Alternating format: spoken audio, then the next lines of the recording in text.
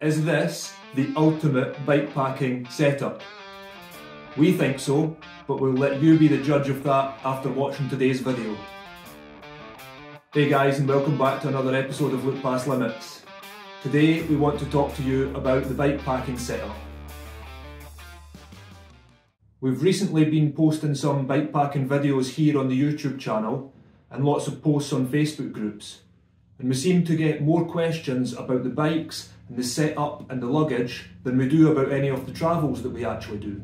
So we thought today that we would make a short video explaining the kit and why we've chose this. I say we because it's normally me and Vendy on this channel, but Vendy's not here today, so you'll need to put up with me alone, I'm afraid. Vendy's bike is more or less the same and she's got more or less the same luggage setup as well, so we're just going to look at this one for today. So the most obvious thing that you can see here is that we've got panniers, yet we're calling it a bikepacking setup. What we were trying to do here was come up with some sort of hybrid model that was perfect for us, that sat somewhere between traditional bikepacking and traditional bike touring. We're pretty new to this. We only bought these bikes at the beginning of the summer, and we decided that we wanted to come up with a setup that was as lightweight as possible but still allowed us to take everything with us. We originally set off for a 2-week trip, and we wanted to be able to take, as well as all the normal things that you would take bikepacking, we also wanted to take off-bike clothes because it was travelling by bicycle as opposed to pure bikepacking. And we also were camping and cooking, so we had a lot of cooking equipment with us. And the other thing is we were making videos for you guys. So we had cameras and a drone and all of that sort of stuff with us. So when we originally looked at the bikepacking setup and thought that we would go with a saddle pack, it just wasn't going to give us enough space. So in the end, this is what we came up with. It's not going to be the perfect kit for everyone, for sure. And of course, if you're just going for a weekend pure bikepacking trip, then you don't need all of this. But for what we're doing, this is the ultimate setup. So just quickly, before we get into talking about the luggage, I'll mention a few things about the bike and some other bits beforehand. The bike itself is a Cannondale Topstone 4. It's a pretty entry-level gravel bike. We picked gravel bikes rather than touring bikes purely because when we don't have all of this kit on them, we are using them day to day as a gravel bike. The only change that we've made to the actual bike itself is putting these SPD pedals on. That was one of the best decisions that we ever made. At the beginning we were a bit worried that because we hadn't been cycling for many years before this, it might be better that we just go with flat platform pedals, especially because we were kind of touring and we would be getting on and off the bike multiple times each day and things. But in the end, that was the best decision we ever made. It makes such a difference to the efficiency when you're cycling, or we think so anyway. And we paired them with these, a pair of Specialized Recon shoes. They're the mountain bike style, so they've got the cleat inside here, which means that when you're off the bike, you can walk about quite comfortably. So, the luggage, the bit that everybody's interested in. So if we start at the very front, what we've got here is 2 handlebar bags. The bottom one is an 8-litre waterproof dry bag that rolls up at both sides, as you can see, and it stores the sleep system. So I've got my inflatable sleeping mat and sleeping bag in there. And the top one is a 2-litre handlebar bag by Ace Packs, and it has everything that I need day to day when I'm cycling, and a lot of snacks. The way that I've mounted the two of them together is by using this little handlebar extension thing. Basically I mounted this to the handlebars, and then the bottom bag here hangs off that, and the top bag is actually attached to the handlebar and sits on top. The reason that I went with this idea was just to try and move some of the weight to the front of the bike. Although there's not a huge amount of weight in this, it still helps a bit. And also, the sleep system in here, you don't need access to it at all day. So you pack it up in the morning, you put it in here, and then you don't need to take it back out again until at night.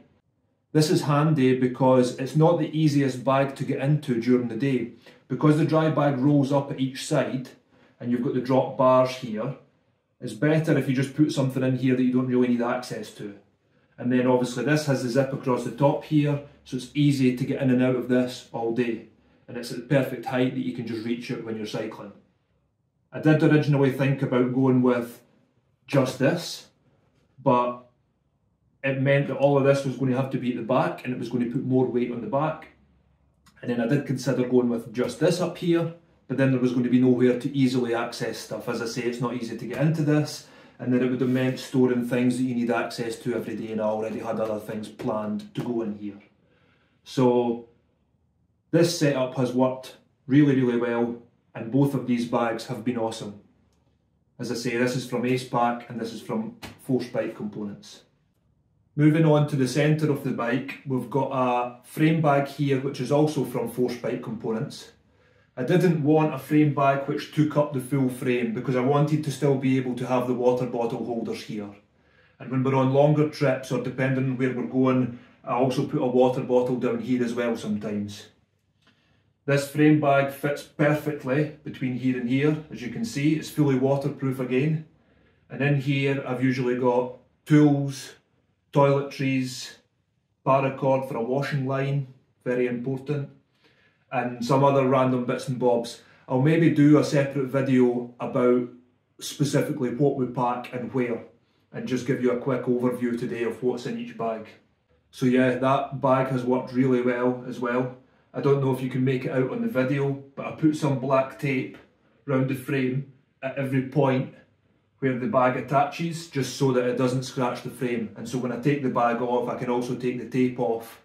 A lot of people use clear plastic, but black electrical tape works fine for me. And then if we move to the very back of the bike, we've got the panniers on the rack. We've also got here the normal tool bag which goes under the saddle. That's there all the time, whether we've got the luggage set up or not. And then we've got this aluminium rack here, which is also from Force Bike Components. Super slim, super lightweight, yet it's been really strong. And on here, we've got these two 12 or 12.5 litre Ortlieb panniers. They're the city model, but they are the exact same size and more or less the same as Ortlieb's new gravel pack, which includes panniers. But because they're gravel version, of course they're double the price. So we thought we would try it out with these, and they've been awesome. We made a couple of small modifications to them to stop them from rattling about on the frame.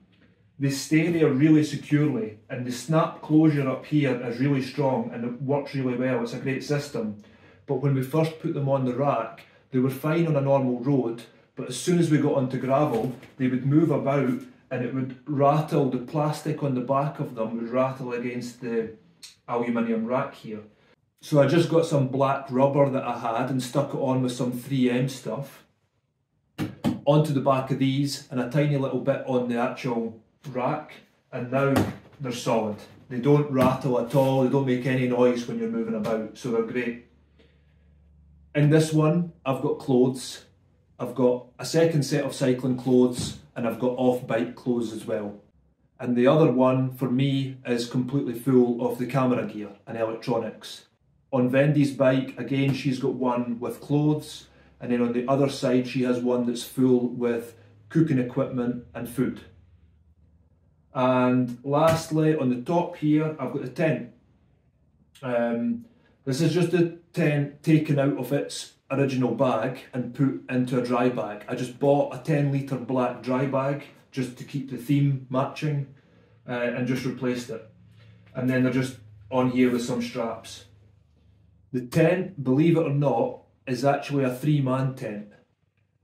It might seem crazy because bike packing is all about keeping the weight down, but for us, as mentioned previously, this was kind of like travelling by bicycle. And that little bit of extra comfort that you get from having more space in the tent at night, for me it's worth it a million times over to carry an extra half a kilo or something. This tent weighs just over 2 kilos, and the 2-man one that we were looking at weighed just under 2 kilos. So the difference was minimal, and for sure every 100 grams on a bike packing setup makes a difference. But if it's raining at night, we can take all of this stuff off and take it in the tent with us. And if it's not raining at night, then we've just got loads of space in the tent, and that's always handy. Another thing that we didn't mention about the panniers is that a lot of people say that they're not great for bike packing because they make the bike wide. We don't do a lot of single track riding, and even at that, the width from here to here is not any wider than the handlebars. So it's not really making a huge amount of difference. For sure, there's more weight on the back of the bike, but the other option that we did think about was to put luggage on the front forks, but even with that, we were still never going to get away with the saddle pack. And this is solid here. With a saddle pack, if you're out of the saddle and you're climbing, it all swings about here, but this all just stays solid. So yeah, that's it. That is our ultimate bike packing setup. I'll maybe do another video about what we packed, more specifically. I gave you a quick run through of what's in each bag today, but we did get a lot of comments and questions about specific items that we took with us. And if there's anything else that you want to know, usual story, just ask in the comments and we'll be sure to get back to you. And thanks very much for watching. We hope that we've maybe gave you some ideas or inspiration for setting up your bike.